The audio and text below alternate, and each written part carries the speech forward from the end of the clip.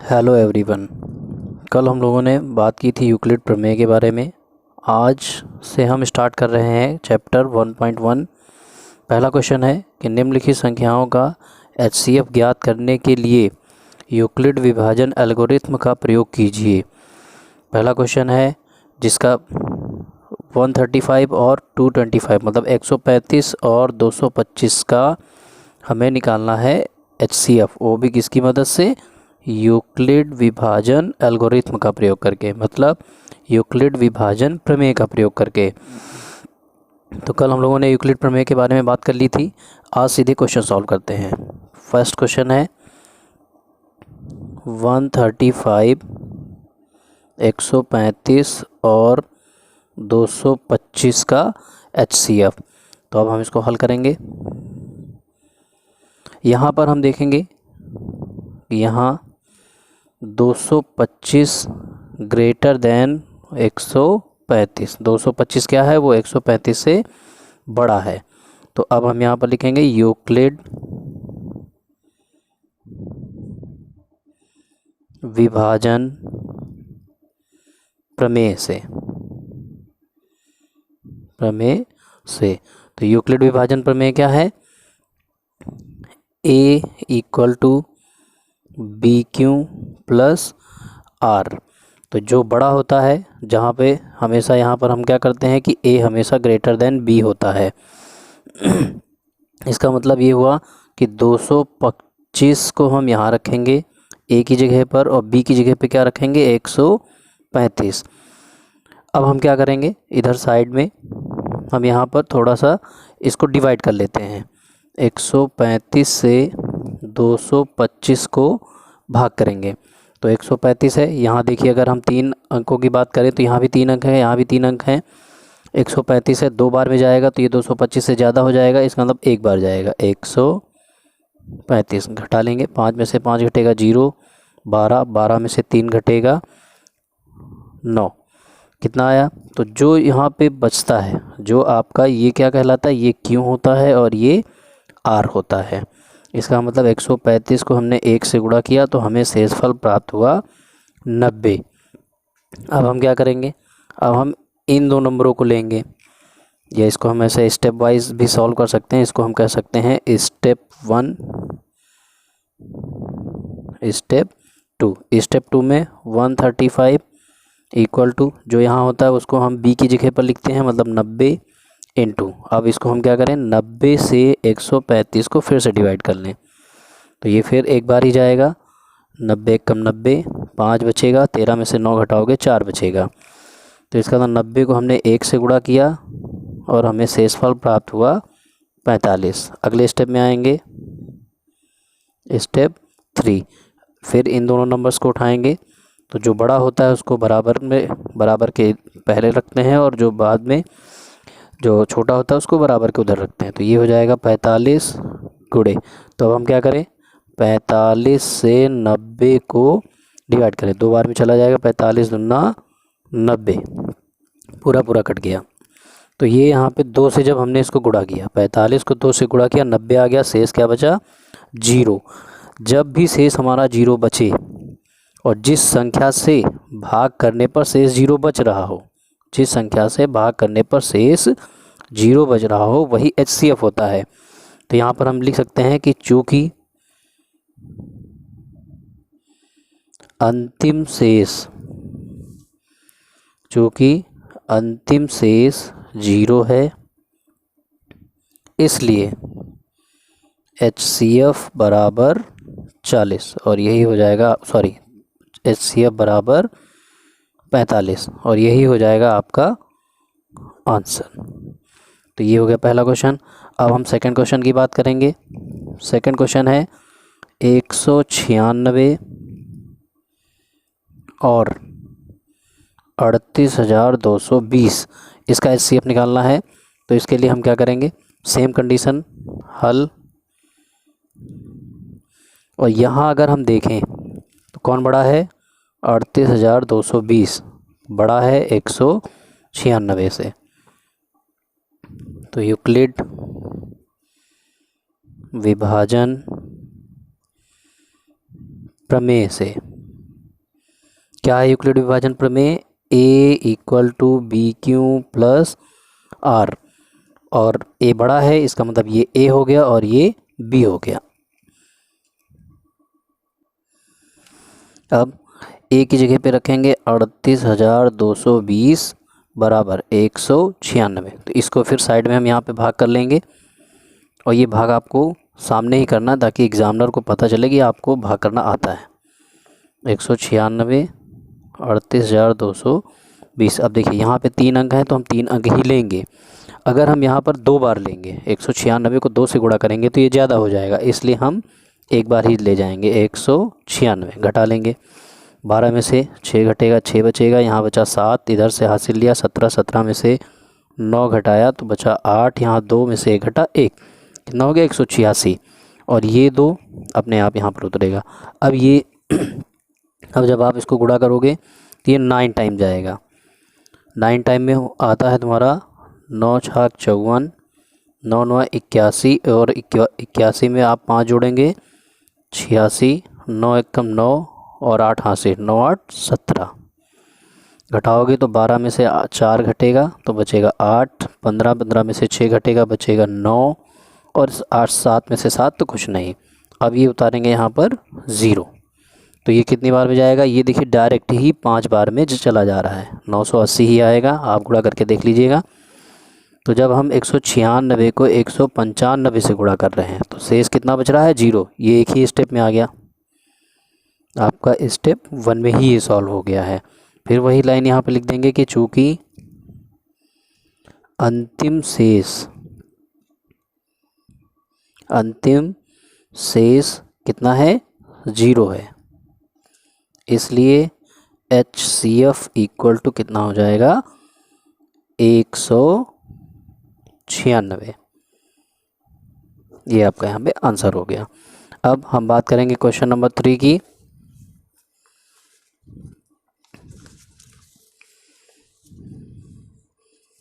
Question number 3 की जब बात करते हैं तो क्वेश्चन नंबर 3 है आपका 867 और 255। तो यहाँ पर अगर हम अगर हम देखें, यहाँ कौन बड़ा है? 255 बड़ा है किससे? यहाँ 867 बड़ा है किससे? 255 से। तो अब हम क्या करेंगे? सेम कंडीशन जैसे पहले क्वेश्चन हम लोगों ने सॉल्व किया है, सेम वैसे ही इसको सॉल्व करना है। यूक्लिड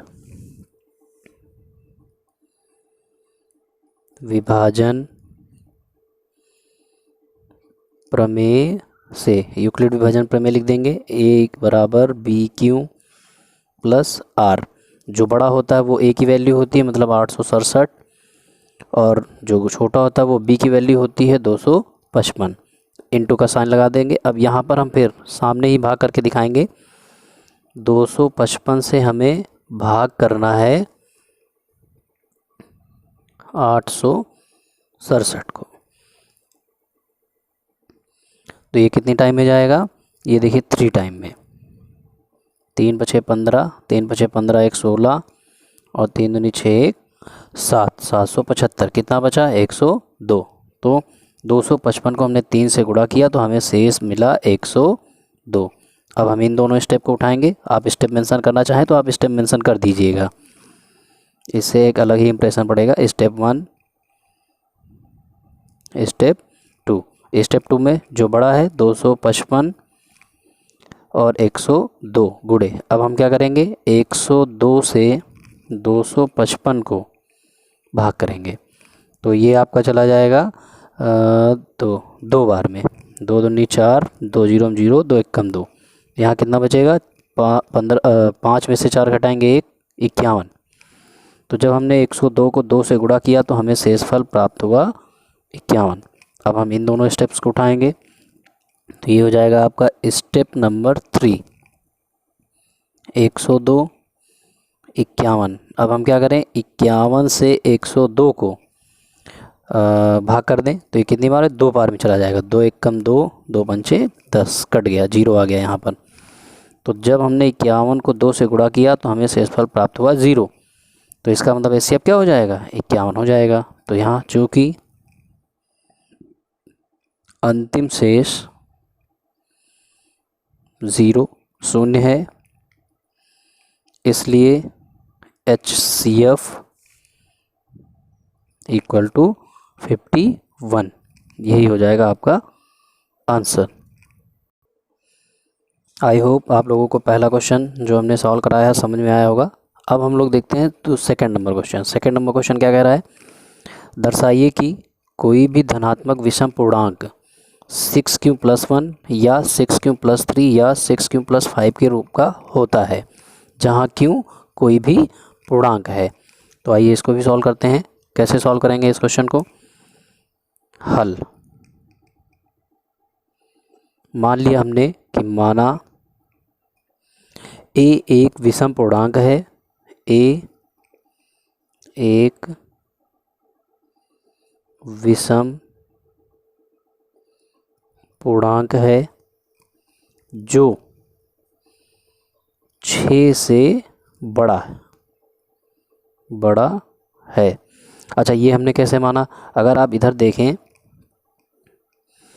क्या दे रखा आपको, 6q+1 और 6q+3 और 6q+5। अगर आप यूक्लिड विभाजन थ्योरम से इसको कंपेयर करें तो b की जगह पे क्या आ रहा है, 6। इसका मतलब ये हो गया कि अर्थात आपका b की वैल्यू है 6। और जब b की वैल्यू 6 होगी तो यहाँ था जो r का मान होगा वो हमेशा क्या होता है, यूक्लिड में हमने बताया था कि r का मान हमेशा b से छोटा होता है। तो r का मान b से छोटा, इसका मतलब r के मान कौन कौन से हो सकते हैं, 0 हो सकता है, 1 हो सकता है, 2, 3, 4 और 5 हो सकते हैं। अब हम यूक्लिड विभाजन प्रमेय का प्रयोग करेंगे। यूक्लिड विभाजन एल्गोरिथम या प्रमेय से क्या है यूक्लिड विभाजन प्रमेय, a बराबर BQ+R। अब हम इसमें केस फर्स्ट लेंगे, केस नंबर 1, जब R बराबर 0 होगा तो यूक्लिड में हम इसका मान रख देंगे यहाँ पर। तो a बराबर b की जगह आपका 6 ही है, अब 6q+0, तो ये क्या आएगा, a इक्वल टू 6q। और ये कैसी संख्या होगी, ये आपकी सम संख्या होगी। कैसे, ये अगर आप मेंशन करना चाहें तो यहाँ कह सकते हैं कि चूँकि q, कह सकते हैं चूँकि q कोई पूर्णांक है और यदि किसी पूर्णांक को सम संख्या से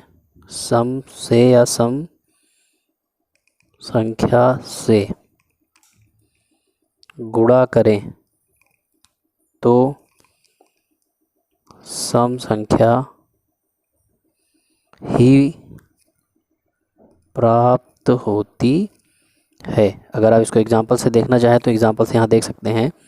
जैसे मान लीजिए 6 है, अगर हम q को 1 मान लें तो कितना आएगा, 6 है। q को अगर मान लीजिए कोई हम 4 मान लेते तो भी कितना आएगा, 24। तो दोनों क्या हैं, सम है।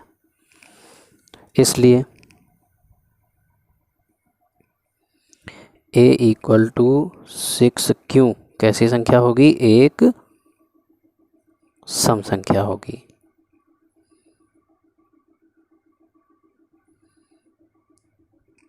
इसको कह देंगे समीकरण नंबर 1। अब इसी तरीके से हम सॉल्व करेंगे केस 2। केस 2 में जब r का मान हम इस बार पहले 0 लिया था अब हम 1 लेंगे, r बराबर 1, तो a बराबर हो जाएगा 6q प्लस 1। अब यहाँ पर जब हम बात करें तो यहाँ भी आप लिख सकते हैं, या फिर अगर आप किसी सम संख्या में किसी विषम संख्या को जोड़ें तो हमेशा विषम संख्या ही प्राप्त होती है। या लिखना चाहें तो आप मेंशन कर सकते हैं कि चूँकि सम, इसको हम सम कह सकते हैं क्योंकि हम ऊपर अभी ये प्रूव कर चुके हैं, ये सम है। चूँकि सम प्लस विषम आपका हमेशा विषम होता है, सम प्लस विषम बराबर विषम ही होता है, इसलिए, या इसको भी अगर आप प्रूव करना चाहें तो यहाँ देखिए ब्रैकेट में इधर रफ कार पे आप प्रूव कर सकते हैं। जैसे मान लीजिए 6 एक सम संख्या थी, अब इसमें हम एक विषम संख्या 3 जोड़ दें तो कितना आएगा, 6 3 9, ये भी विषम है। एक और देख लेते हैं, एक विषम संख्या हम 7 ले लेते हैं तो 7 में 6 जोड़ेंगे, 7 6 13, ये भी, ये दोनों क्या हैं, विषम हैं। इसलिए हम कहेंगे कि a बराबर 6q प्लस 1 क्या है, एक विषम संख्या है, विषम संख्या है। इसको कह देंगे समीकरण नंबर 2। अब ले लेंगे केस नंबर 3, जब r की वैल्यू हम रखेंगे 2 तो a बराबर क्या आएगा, 6q प्लस 2। यहाँ भी हम कह सकते हैं चूँकि सम में जब हम सम जोड़ते हैं तो हमको सम ही प्राप्त होता है, इसलिए a बराबर 6q प्लस 2 कैसी संख्या है, सम संख्या है, सम संख्या है। इसको कह देंगे समीकरण नंबर 3। अब हम ले लेंगे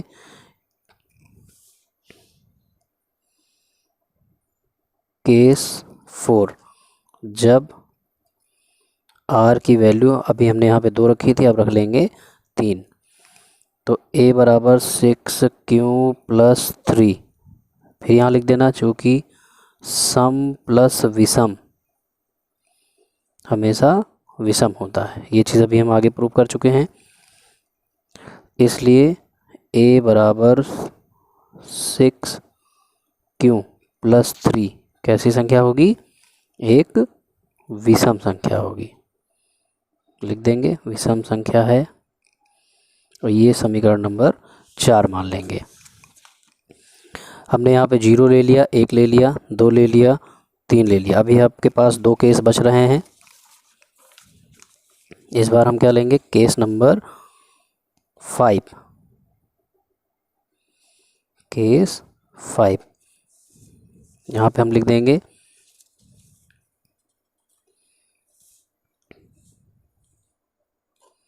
जब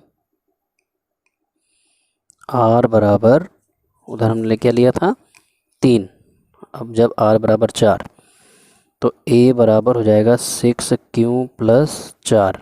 ये हम सम प्रूव कर चुके हैं पीछे, तो चूँकि सम प्लस, और ये सम है, सम हमें क्या प्राप्त होता है, सम प्राप्त होता है, इसलिए a बराबर 6q प्लस 4 कैसी संख्या होगी, सम संख्या होगी, सम संख्या है। इसको कह देंगे समीकरण नंबर 5। फिर केस 6 ले लेंगे, जब r बराबर 5 तो a बराबर हमको मिलेगा 6q प्लस 5। सेम कंडीशन, जब हम सम में विषम जोड़ते हैं तो हमको विषम ही प्राप्त होता है, इसलिए a बराबर 6q प्लस 5 कैसी संख्या हो जाएगी, विषम संख्या है, विषम संख्या है। और ये हो गया समीकरण नंबर 6। तो हम पीछे के समीकरण जो विषम वाले हैं वो ले लें। जैसे हमारा ये सम था, तो equation number 2, equation number 4, equation number 2, equation number 4 और इक्वेशन नंबर 6, तो यहाँ हम लिख देंगे समीकरण 2, 4 व 6 से, समीकरण 2, 4 व 6 से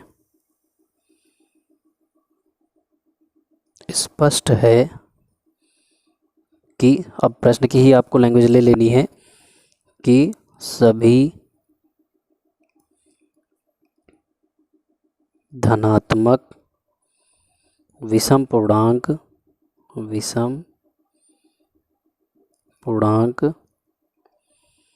6q+1 या 6q+3 या 6q+5 के रूप के होते हैं।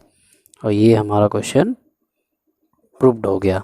अच्छा, एक बार और चेक कर लेते हैं कि क्या ये इस तरह रूप में है। देखिए, पहला है 6q+1 विषम होना चाहिए, तो ये देखिए 6q+1 विषम है। दूसरा है 6q+3, ये भी विषम होना चाहिए, तो हमारा यहाँ पे 6q+3 ये दिख रहा है, और ये भी 6q+3 ये भी विषम है।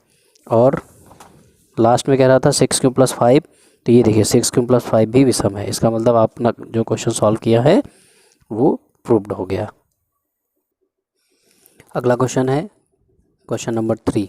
इसमें कह रहा किसी परेड में 616 सदस्यों वाली एक सेना, जिसको इंग्लिश में आर्मी कहा जाता है, की टुकड़ी को 32 सदस्यों वाले एक आर्मी बैंड के पीछे मार्च करना है। दोनों समूहों को समान संख्या वाले स्तंभों में मार्च करना है। उन स्तंभों की अधिकतम संख्या क्या है जिसमें वे मार्च कर सकते हैं। देखिए, ऐसे क्वेश्चनों में हम क्या करते हैं, शब्द को पकड़ते हैं। एक शब्द है ये तुम्हारा जो अधिकतम संख्या, ये आपकी ट्रिक भी होती है, एक आप कह सकते हैं कीवर्ड भी है, कि जब अधिकतम संख्या कहे तो हमें HCF निकालना होता है, और जब न्यूनतम संख्या कहे तो हमें LCM निकालना होता है। तो हम आइए क्वेश्चन को सॉल्व करते हैं। कैसे सॉल्व करेंगे, पहले तो जो चीज़ें आपके क्वेश्चन में दी हुई हैं उनको हम लिख लेते हैं। क्या क्या दिया हुआ है आपके यहाँ, आपके क्वेश्चन में दिया है कि परेड में, पहले हेडिंग डाल दीजिए, हल परेड में सदस्यों की संख्या, परेड में सदस्यों की संख्या कितनी है, 616। उसके बाद कह रहा कि सेना की टुकड़ी में सदस्यों की संख्या कितनी होनी चाहिए, तो इसको भी मेंशन कर देते हैं। सेना की टुकड़ी में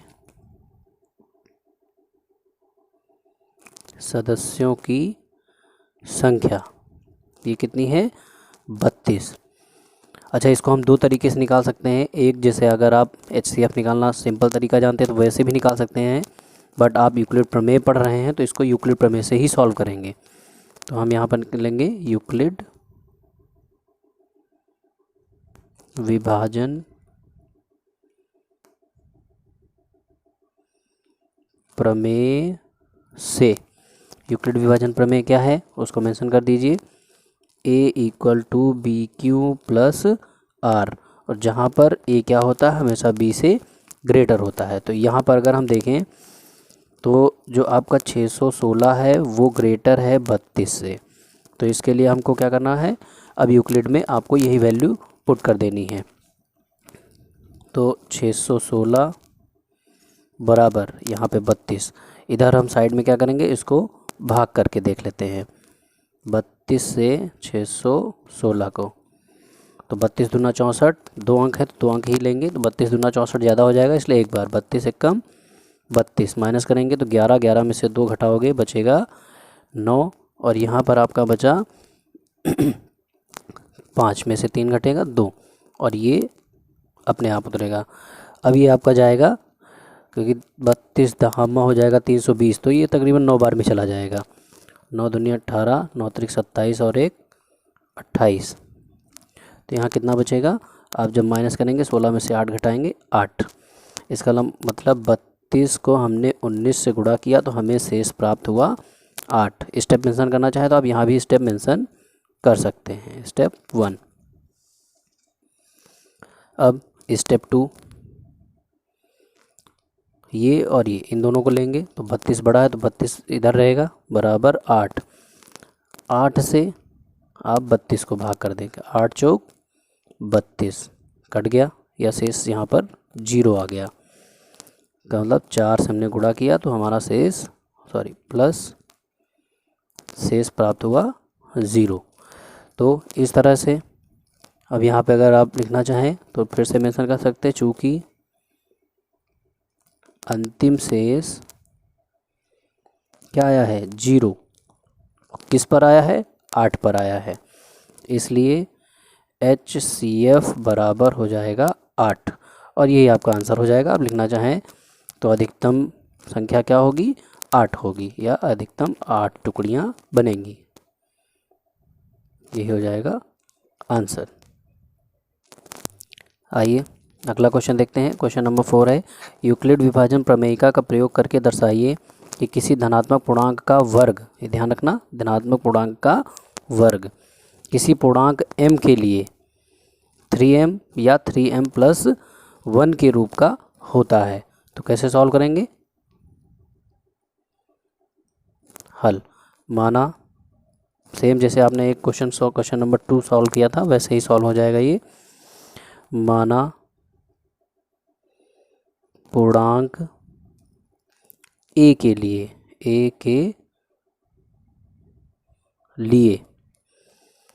तो यहाँ b बराबर क्या हो जाएगा 3। अच्छा ये कैसे पता करेंगे? तो इसको हम इधर मेंशन कर सकते हैं इस तरीके से। हमसे पूछ रहा 3m और 3m+1, तो देखिए अगर यहाँ +0 लगा दे तो ये दोनों r की वैल्यू हो गई और ये q है और ये b की वैल्यू है, इसलिए b की जगह पे हम 3 रखेंगे। तो जब b 3 है तो r हमेशा क्या होता है b से छोटा होता है, इसलिए r जो होगा r की वैल्यू हो जाएगी 3 से छोटी, मतलब 0 होगा, 1 होगा और 2 होगा। अब हम यूक्लिड की प्रमेय लिखेंगे। यूक्लिड विभाजन प्रमेय से क्या है? यूक्लिड विभाजन प्रमेय a = bq + r। तो पहला केस ले लेंगे, केस 1, जब r बराबर कितना 0, तो हम यहाँ रखेंगे a बराबर bq और b की जगह कितना 3q + 0। अब यहाँ पर ये ध्यान देना, जैसे a बराबर कितना आ गया 3q आ गया, लेकिन यही अभी हमारा आंसर नहीं आया। हम यहाँ मान लेंगे और एक चीज़ और पूछ क्या रहा था, वर्ग पूछ रहा था। तो अब हम क्या करेंगे, दोनों पक्षों का वर्ग करने पर, दोनों पक्षों का वर्ग करने पर, जब वर्ग करेंगे तो वर्ग करने का मतलब इधर भी स्क्वायर लगेगा और इधर भी स्क्वायर लगेगा, 3q का होल स्क्वायर। इसको सॉल्व करेंगे तो ये आ जाएगा a², जब ये ब्रैकेट हटता है तो ये स्क्वायर दोनों नंबर्स के ऊपर लगता है, तो 3 का स्क्वायर 9 और q का स्क्वायर q स्क्वायर हो जाएगा। अब हम यहाँ पे क्या करेंगे, इसको हम इस तरीके से भी ले सकते हैं कि a² = 3 × 3q² मान लिया, माना 3q² बराबर m। तो ये क्या बनेगा, a² बराबर 3m। पहली कंडीशन हो गई हमारी, इसको कह देंगे इक्वेशन नंबर 1। अब हम लेंगे केस 2। केस 2, जब r बराबर 1, तो यूक्लिड में मान रख देंगे a बराबर 3q + 1, दोनों पक्षों का वर्ग करेंगे।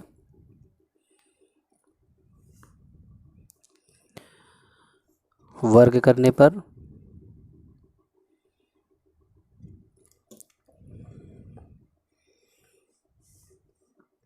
जब हम यहाँ वर्ग करेंगे तो दोनों तरफ स्क्वायर लगेगा, a² = 3q + 1 का होल स्क्वायर। ये देखिए इस तरीके से बना है। आपका एक फार्मूला होता है a प्लस बी का होल स्क्वायर बराबर होता है a square plus b square plus 2ab। तो इसको उस रूप में तोड़ लेंगे, a की जगह पे 3q है और b की जगह पर 1 है। तो a square equal to 3q square plus 1 square plus 2 into a की वैल्यू 3q इंटू बी की वैल्यू 1,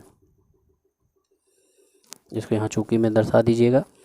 तो a स्क्वायर इक्वल टू हो गया, इसका वर्ग करेंगे तो 3 के ऊपर स्क्वायर रहेगा तो 9, q के ऊपर स्क्वायर रहेगा q स्क्वायर, प्लस 1 का स्क्वायर 1 ही होता है, प्लस ये 3 2 जा 6 1 जा 6, तो 3 दूनी 6 कम 6q।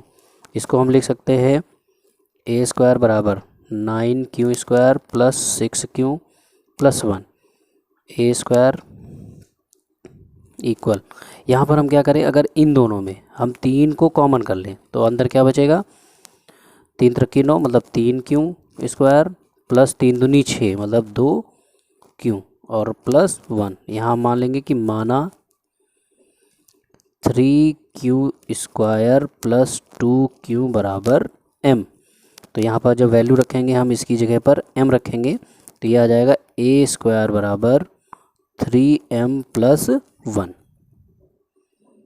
इसको हम कह देंगे इक्वेशन नंबर 2। ये आपका इक्वेशन नंबर 2 हो गया।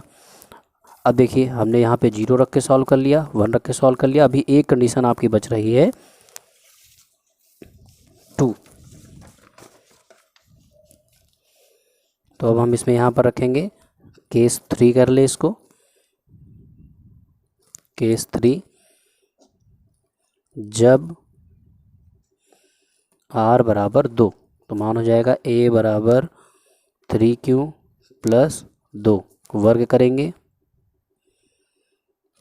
वर्ग करने पर, वर्ग हमेशा दोनों पक्षों का होगा,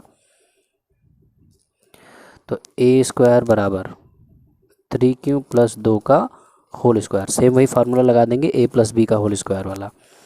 तो a स्क्वायर बराबर ये हो जाएगा 3q का होल स्क्वायर प्लस 2 का square plus 2 into 3q into 2। इसको सॉल्व करेंगे, a स्क्वायर बराबर इसका जब वर्ग करेंगे तो आएगा 3 त्रिकी 9 और q स्क्वायर प्लस 2 का स्क्वायर 4 होता है। इसको कर लें, 3 दूनी 6 6 दूनी 12q। अब इसको देखिए हम थोड़ा अलग से चेंज करेंगे, इसमें थोड़ा सा 9q square plus 12q plus इस 4 को हम लिख सकते हैं 3 प्लस 1। अब देखिए a स्क्वायर इक्वल टू, इन तीनों में हम 3 को कॉमन कर लेते हैं तो क्या बचेगा 3q स्क्वायर प्लस 3 चौक 12q प्लस 3 एकम 3 प्लस में 1।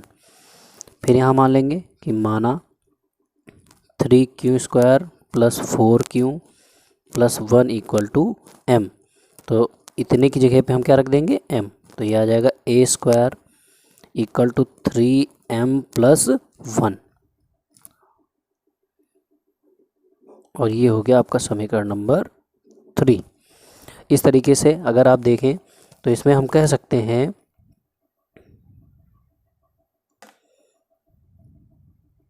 थोड़ी सी मिस्टेक हो गई, सब कुछ ठीक है इसमें। अब हम देखिए क्या कह सकते हैं कि समीकरण, जैसे हम इधर से समीकरण आपके उठा लें, पहला समीकरण, दूसरा समीकरण और ये तीसरा समीकरण। तो इसमें हम कह सकते हैं कि समीकरण 1 2 व 3 से, फिर सेम आपको वही प्रश्न की क्वेश्चन, जो क्वेश्चन की लैंग्वेज है वही रखना है। 3 से स्पष्ट है कि किसी भी धनात्मक पूर्णांक का वर्ग की किसी भी धनात्मक पूर्णांक का वर्ग किसी पूर्णांक m के लिए 3m या 3m+1 के रूप का होता है। ये प्रूव्ड हो गया। एक बार हम मैच कर लेते हैं इसमें कि क्या हमने जो प्रूव किया वो सही है।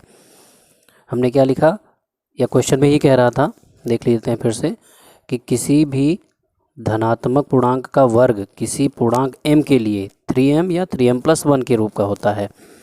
तो ये देखिए धनात्मक पूर्णांक हमने यहाँ मान लिया था कि माना पूर्णांक a है, तो a का वर्ग 3m के रूप का है, ये देखिए है। दूसरी बार में a का वर्ग 3m+1 के रूप में भी हो सकता है, और यहाँ भी वही हमने प्रूफ किया है। इस तरीके से आपका क्वेश्चन नंबर 4 नंबर है, क्वेश्चन नंबर 4 सॉल्व हो गया।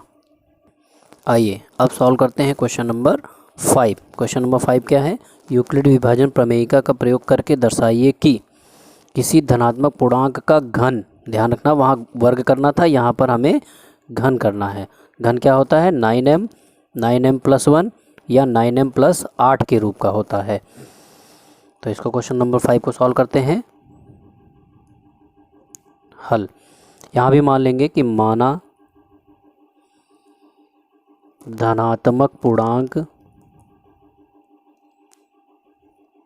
a के लिए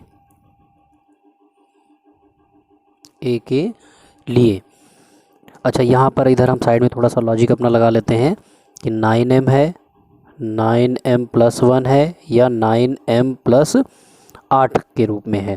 तो अगर हम ध्यान से यहाँ पर देखें तो यहाँ अगर यहाँ +0 ऐड भी कर सकते हैं, तो 0, 1 और 8 ये क्या है, ये r हैं।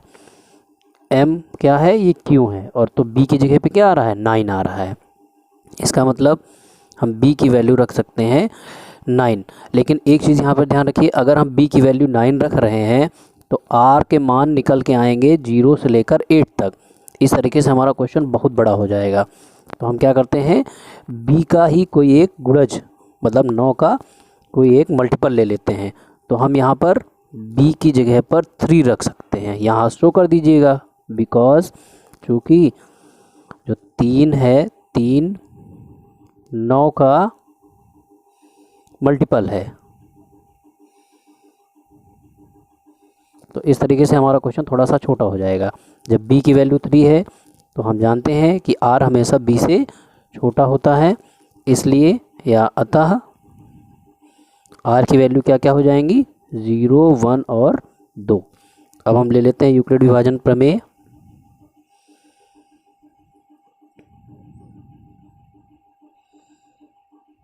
यूक्लिड विभाजन प्रमेय से, यूक्लिड विभाजन प्रमेय क्या है, a बराबर BQ + R।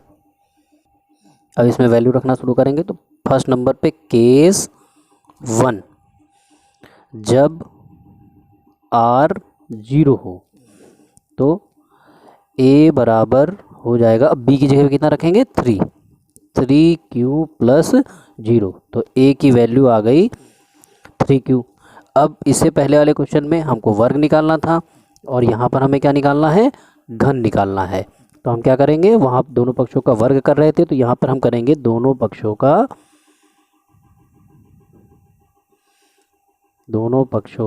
घन करने पर, दोनों पक्षों का घन करने पर जब घन करेंगे तो घन का मतलब पावर में 3 लगता है, a³ बराबर 3q का होल क्यूब। इसको सॉल्व करेंगे, a³ = सेम कंडीशन यहाँ भी होगी, जब ब्रैकेट हटेगा तो 3 दोनों के ऊपर लगेगा, मतलब 3 की पावर 3 और q की पावर 3। तो a³ की वैल्यू आ जाएगी 3 × 9 = 27 q³। तो इसको अगर हम लिखना चाहें तो इस तरीके से लिख सकते हैं कि a³ बराबर 9 अलग कर लो तो ये हो जाएगा 3q³, और माना 3q³ बराबर m। तो इसमें वैल्यू पुट कर देंगे तो ये हो जाएगा a³ बराबर 9, और इतने की जगह पे क्या रखेंगे, m, 9m। ये हो गया आपका इक्वेशन नंबर 1। अब इसी तरीके से हम केस 2 लेंगे। केस टू में क्या होगा, जब r कितना रख ले, यहाँ पे हमने 0 रखा हुआ था, अब 1 रखेंगे, r की वैल्यू 1। तो ये क्वेश्चन आपका बनेगा a equal to 3q, a equal to b की जगह 3, q अपनी जगह, r की जगह पर 1 घन करने पर।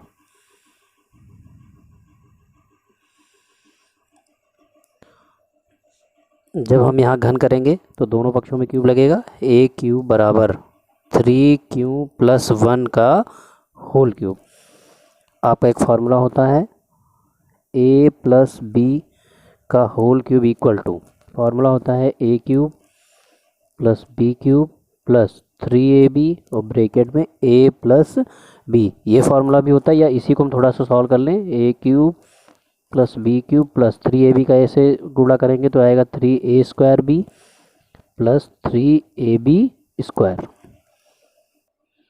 यही फार्मूला यहाँ पे उठा के रख देंगे, तो ये हो जाएगा a क्यूब बराबर 3q का होल क्यूब प्लस 1 का क्यूब प्लस 3 इंटू 3q का whole square into 1 plus 3q into ये 3 बाद में हो गया, 3 इंटू बी मतलब 1 का स्क्वायर। इसको सॉल्व करेंगे तो ये आएगा 3 त्रिक 9 त्रिक 27 क्यू क्यूब, 1 का क्यूब 1 ही होगा, प्लस 3 त्रिक 9 9 त्रिक 27, वो 1 से गुणा करेंगे वही आएगा 27 क्यू स्क्वायर, प्लस 3 त्रिक 9 9 एकम 9 ही रहेगा 9 क्यू। तो इसको थोड़ा सा एडजस्ट कर लेते हैं, a cube equal to 27 q cube 27 q cube plus 27 q square plus 9 q plus 1।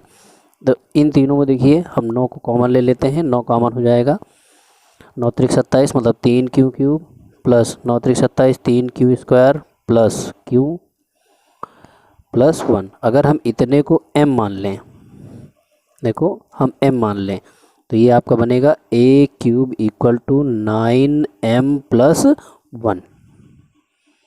इसको कह देंगे इक्वेशन नंबर 2।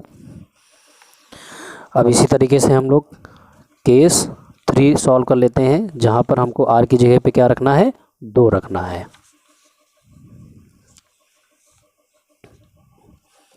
तो केस 3, जब r की वैल्यू 3 होगी तो आपका इक्वेशन इक्वलेट प्रमेय क्या बनेगी, a equal to 3q plus 2, a की जगह 2 रखना है, 2 घन करने पर, जब घन करेंगे तो a cube equal to 3q plus 2 का होल क्यूब। फार्मूला वही जो अभी हमने पीछे बताया, आप उससे ओपन कर सकते हैं, a प्लस बी का होल क्यूब लगा के, तो a क्यूब मतलब 3q का whole cube plus 2 cube plus 3 into a square मतलब 3q का square into b plus 3 into a मतलब 3q इंटू b स्क्वायर मतलब 2 का स्क्वायर। इसको सॉल्व करेंगे तो ये आएगा a क्यूब इक्वल टू 3 त्रिक 9 त्रिक 27 क्यू क्यूब, 2 का क्यूब 8, यहाँ पे 3 त्रिक 9 हो जाएगा, 9 त्रिक 27 और 27 दूना 54 क्यू स्क्वायर, 3 त्रिक 9 और ये आएगा 4 9 चौक 36 क्यू।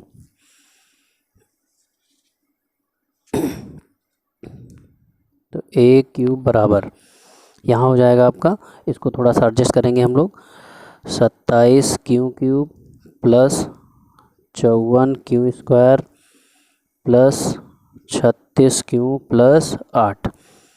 तो इन तीनों में हम क्या करें, 9 को कॉमन ले लें, तो ये आ जाएगा 9 त्रिक 27 प्लस 9 छाक 54 प्लस 9 चौक 36 और प्लस 8। तो इतने को हम फिर क्या करें, m मान लें, तो ये क्या बनेगा, ये बनेगा a क्यूब इक्वल टू 9, इतने की जगह पे m रखेंगे प्लस 8 और ये आपका बन गया इक्वेशन नंबर 3। अब सीधे आपको वही लिख देना है, समीकरण 1, 2 व 3 से स्पष्ट है कि किसी धनात्मक पूर्णांक का घन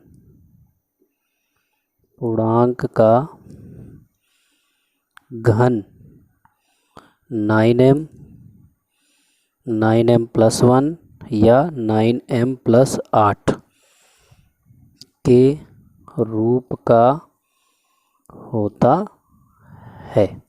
प्रूव्ड हो गया। अच्छा, इसको भी एक बार चेक कर लेते हैं। क्वेश्चन में आपको क्या क्या प्रूव करना था? क्वेश्चन में आपको प्रूव करना था कि घन क्या होता है, 9m 9m+1 या 9m+8 के रूप का होता है। तो पहले क्वेश्चन में देखिए, धनात्मक पूर्णांक हमने यहाँ माना था a, तो a का धनात्मक पूर्णांक a हो गया, a का क्यूब करेंगे तो a क्यूब बराबर 9m, पहली कंडीशन फॉलो हो रही है। सेकंड में धनात्मक पूर्णांक a का क्यूब 9m+1 के रूप का है, a क्यूब 9m+1 के रूप का है। और तीसरी कंडीशन में जब हम बात करेंगे तो किसी भी धनात्मक पूर्णांक का क्यूब 9m+8 के रूप का होता है। इस तरीके से आपका ये क्वेश्चन भी प्रूव हो गया। आई होप आप लोगों को मेरा पढ़ाया हुआ समझ में आया होगा। अगर आपको समझ में आया है और आप चाहते हैं कि मैं इसी तरीके से और आगे की एक्सरसाइजेज सॉल्व करवाऊँ, तो आप हमारे वीडियो को लाइक करें, सब्सक्राइब करें और शेयर करें और कमेंट भी करें। Thank you.